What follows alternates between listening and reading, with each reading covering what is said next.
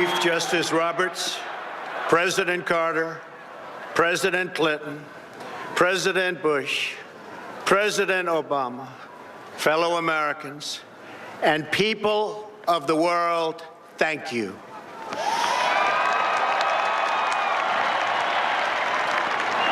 We, the citizens of America, are now joined in a great national effort to rebuild our country and restore its promise for all of our people. Together, we will determine the course of America and the world for many, many years to come. We will face challenges. We will confront hardships, but we will get the job done. Every 4 years, we gather on these steps to carry out the orderly and peaceful transfer of power. And we are grateful to President Obama and First Lady Michelle Obama for their gracious aid throughout this transition. They have been magnificent. Thank you. Thank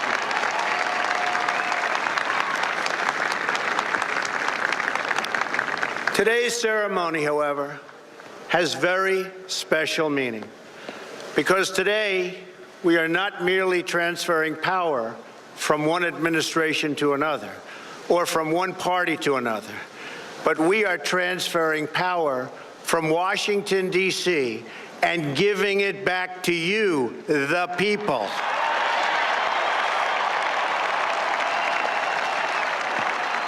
For too long, a small group in our nation's capital has reaped the rewards of government while the people have borne the cost.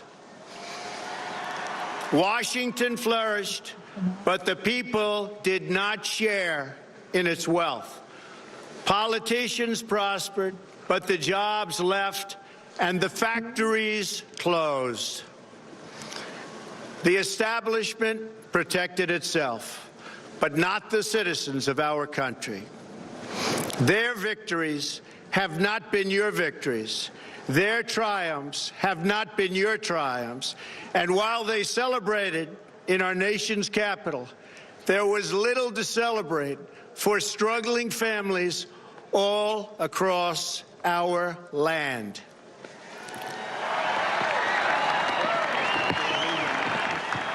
That all changes starting right here and right now, because this moment is your moment. It belongs to you.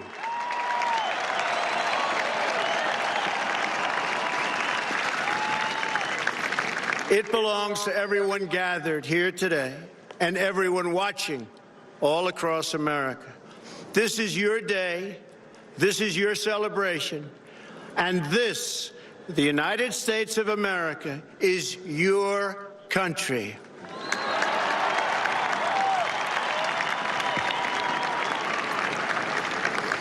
What truly matters is not which party controls our government, but whether our government is controlled by the people. January 20th, 2017 will be remembered as the day the people became the rulers of this nation again. Break their conditioning to get the forgotten men and women of our country will be forgotten no longer. Everyone is listening to you now. You came by the tens of millions to become part of a historic movement, the likes of which the world has never seen before. At the center of this movement is a crucial conviction that a nation exists to serve its citizens. Americans want great schools for their children, safe neighborhoods for their families, and good jobs for themselves. These are just and reasonable demands of righteous people and a righteous public. But for too many of our citizens, a different reality exists. Mothers and children trapped in poverty in our inner cities, rusted out factories scattered like tombstones across the landscape of our nation, an education system flush with cash, but which leaves our young and beautiful students deprived of all knowledge. And the crime, and the gangs, and the drugs that have stolen too many lives and robbed our country of so much unrealized potential. This American carnage stops right here and stops right now.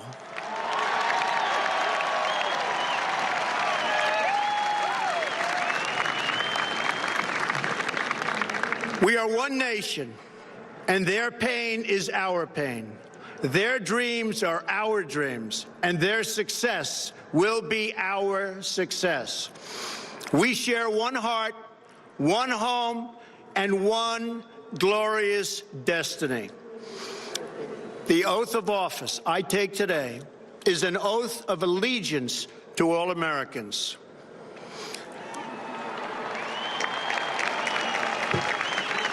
For many decades, we've enriched foreign industry at the expense of American industry, subsidized the armies of other countries while allowing for the very sad depletion of our military.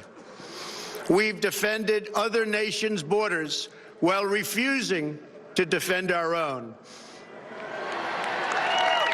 Welcome to our radio audience. I'm David Knight with Leanne McAdoo. This is live coverage of Donald Trump's inauguration. He's already been sworn in. Trillions of dollars overseas, while America's infrastructure has fallen into disrepair and decay. We've made other countries rich, while the wealth, strength, and confidence of our country has dissipated over the horizon. One by one, the factories shuttered and left our shores, with not even a thought about the millions and millions of American workers that were left behind.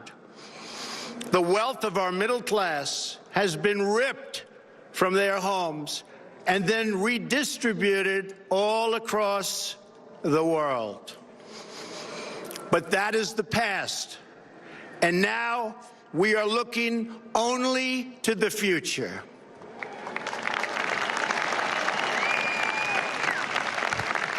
It's really great how this speech is not being made about Donald Trump. Absolutely. We assembled here today are issuing a new decree to be heard in every city, in every foreign capital, and in every hall of power. From this day forward, a new vision will govern our land. From this day forward, it's going to be only America first. America first. That's right. He's been elected president of America, not the leader of the globalist cartel, as we saw on Biden trade, and Obama. on taxes, on immigration, on foreign affairs will be made to benefit American workers and American families. We must protect our borders from the ravages of other countries, making our products, stealing our companies, and destroying our jobs. That's right. In 8 weeks, he did more than Barack Obama did in 8 years to bring jobs to America, to keep them from leaving. Protection will lead to great prosperity and strength. I will fight for you with every breath in my body, and I will never, ever let you down.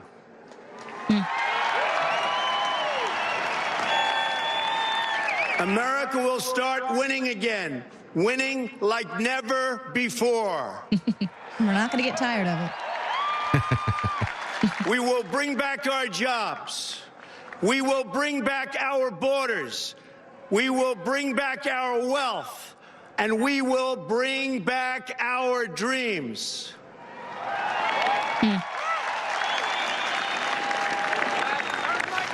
We will build new roads and highways and bridges and airports and tunnels and railways all across our wonderful nation.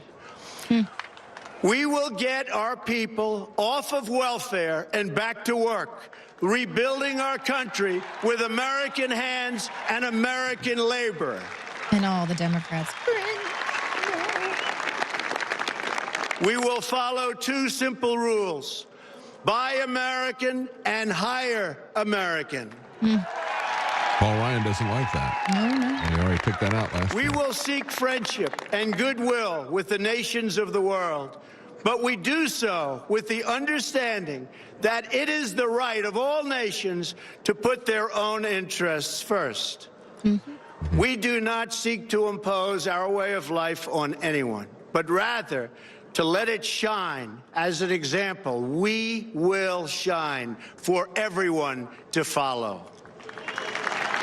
That's great. You're going to force your policies. We will reinforce old alliances and form new ones and unite the civilized world against radical Islamic terrorism, which we will eradicate completely from the face of the earth.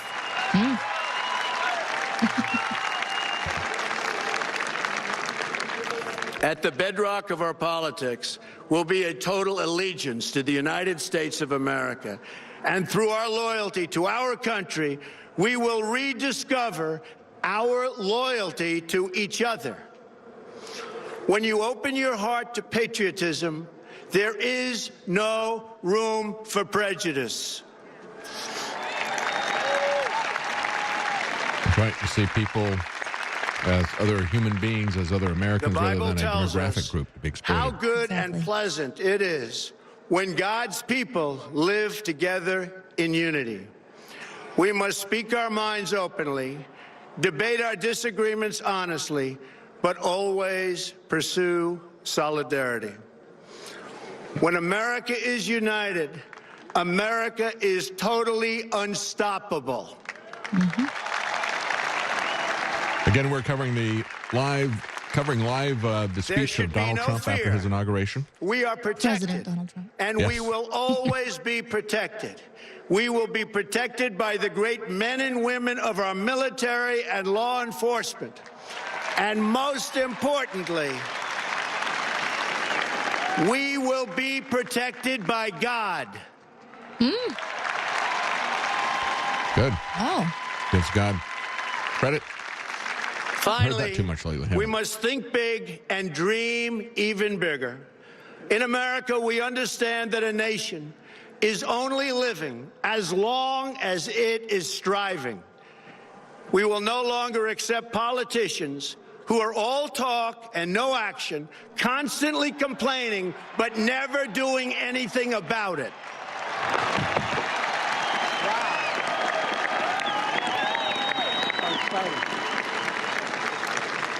The time for empty talk is over. Now arrives the hour of action. He's already been pretty active He wants to get right as to work. president-elect. Do not Yeah. allow anyone to tell you that it cannot be done. No challenge can match the heart and fight and spirit of America. We will not fail. Our country will thrive and prosper again. We stand at the birth of a new millennium, ready to unlock the mysteries of space, to free the earth from the miseries of disease, and to harness the energies, industries, and technologies of tomorrow. A new national pride will stir our souls, lift our sights, and heal our divisions. It's time to remember that old wisdom our soldiers will never forget, that whether we are black or brown or white, we all bleed the same red blood of patriots.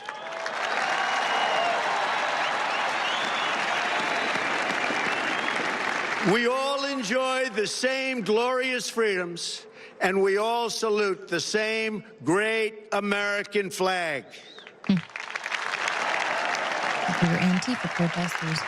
We didn't. And whether a child is born in the urban sprawl of Detroit or the windswept plains of Nebraska, they look up at the same night sky, they fill their heart with the same dreams, and they are infused with the breath of life by the same Almighty Creator.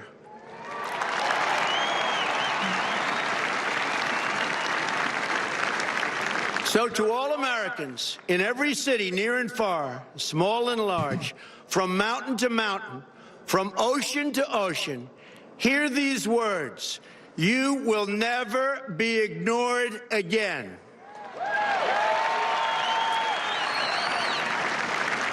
Your voice, your hopes, and your dreams will define our American destiny. And your courage and goodness and love will forever guide us along the way. Together, we will make America strong again. We will make America wealthy again. We will make America proud again. We will make America safe again. And yes, together, we will make America great again. Thank you, God bless you, and God bless America. Thank you. God Yes, bless Paul. America. All right, you've been listening to the first speech of President Trump. He has now been sworn in at the inaugural, and that was his first speech. And, of course, Leanne, as he was talking about that, he focused not on